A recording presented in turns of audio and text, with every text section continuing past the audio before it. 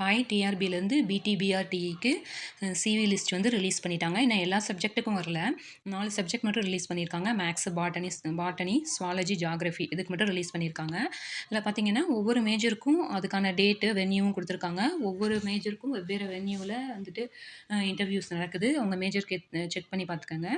அதே மாதிரி மேக்ஸுக்கு 2 நாள் நடக்குது. மற்ற மேஜருக்குலாம் வந்துட்டு 30 மட்டும் நடக்குது. செக் பண்ணிக்கோங்க. அதே மாதிரி இந்த சிவி லிஸ்ட்டும் டீட்டெயிலாக கொடுத்துருக்காங்க. நேம், நம்ம நேமு, டேட் ஆஃப் பர்த்து, நமக்கு பிஎஸ்டிஎம் இருக்கா, கம்யூனிட்டி, எந்த இயர் பாஸ் பண்ணோம், அதுக்கான வெயிட்டேஜ் மார்க்ஸு, அந்த மாதிரி எல்லாமே டீட்டெயிலாக கொடுத்துருக்காங்க. இது வந்து மேக்ஸ் மேஜரோடது. இதில் ஃபஸ்ட் மார்க் பார்த்தீங்கன்னா 116.5 தான் இதோட ஃபஸ்ட் மார்க்கு.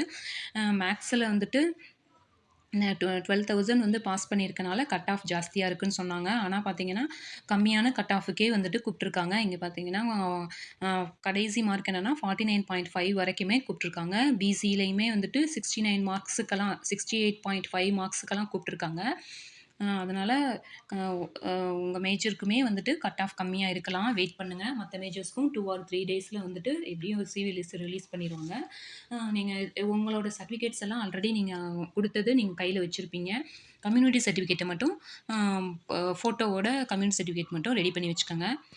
தேங்க்யூ.